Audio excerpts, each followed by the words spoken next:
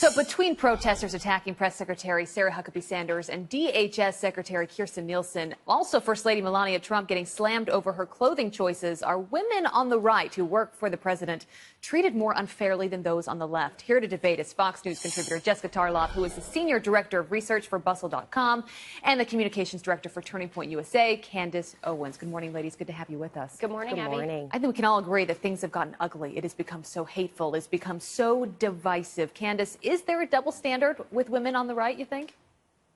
Of course, there's a double standard. I mean, it's incomprehensible and indefensible, and anybody with a modicum of decency will admit that what's going on here is wrong. I can't even fathom a world where Obama's daughters are threatened with pedophilia by somebody in Hollywood in the same week that someone in his administration is kicked out of a restaurant with 7 members of their family just for wanting to eat. We would never hear the end of the claims of racism. This would not be allowed whatsoever, and it should not be allowed just because this is Donald Trump's administration. Jessica, your response? My response is that there are 2 issues at play here. There's the civility issue, which is what happened here with Sarah Huckabee Sanders, and I personally don't think that she should have been thrown out of the restaurant. I think you can have a conversation with someone about the beliefs and what this administration is doing without denying them service. We don't deny service to people for immutable characteristics. We can legally on the basis of political affiliation, but I don't think it was constructive and it hurts the debate. The other side to the issue is the fact that Republican women want to be deemed feminists, and they want to have the same kind of clout as women on the left who are actually advocating for policies that help women, whereas the policies out of this administration actually hurt them, like refusing to raise. But women that work for the president, they wouldn't say that. They would say actually the opposite. They would say that we believe in these issues and we feel like they help women. Yeah, you can say whatever you want, but the statistics don't lie. We know that if you raise the minimum wage, 2/3 of people in this country on the minimum wage are women. They need that help. We know that there is assault on women's health care rights from this administration, things like that.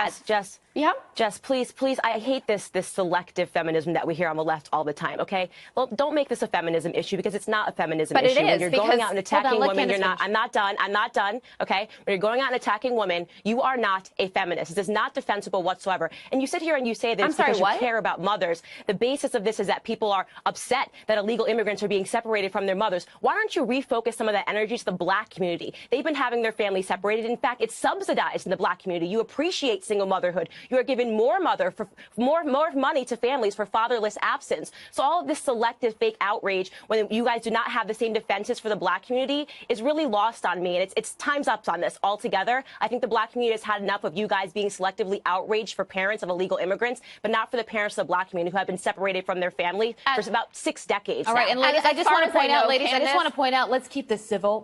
As I opened up this segment, there is already so much hate. Indecency in this country. So let's just keep this debate a debate and keep it civil. Jessica, your response. I believe I was keeping it civil, and then Candace told me that I wasn't a feminist. I also believe that Candace doesn't speak for the entire. I said the left. Ladies, Jessica. I said the left. I didn't say you, Jessica. So don't make it personal. I said the left. It's selective feminism on the left that we're seeing. I disagree with you, and I'm going to do that politely. I'm going to return to my original argument, which is that we have heard this for years, that Kellyanne Conway, Sarah Huckabee Sanders, and all the women who work for this president and support his agenda aren't getting their due. They're not getting their due from the feminist community because they are advocating for policies that hurt women, that keep them in a bad economic position, that don't allow them to live equally in this society. They deny the wage. Jessica? Yes. Same for the black women. Same for black women in this society. Do you think that Kirstjen Nielsen should be harassed because of her position and because what is going on with immigration? Do you think because of that she deserves to be treated the way that she does? She was essentially forced out of a Mexican restaurant, protesters in there. You may disagree with her, but do you think the way she's been treated is fair?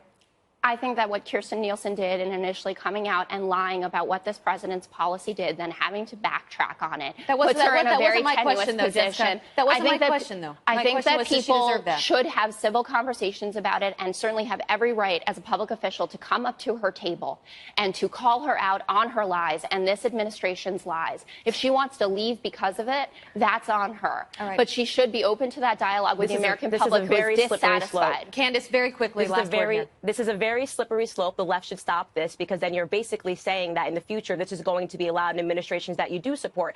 And as I said, the selective outrage for illegal families, when this has been going on in the black community, no one talks about the fathers that are separated, the fathers that are behind bars, the fathers that are buried on the south side of Chicago and in Baltimore. So again, this is completely, to me, seems like fake outrage, and I don't support it whatsoever. Candace, that's why President Obama we're going to have to leave had his father's program. Yes, it was Obama's administration that sanctioned those programs. Candace and Jessica, we will leave the debate right there. Thanks, Abby. Have a good Sunday, both of you. Thank you so much. Thank you.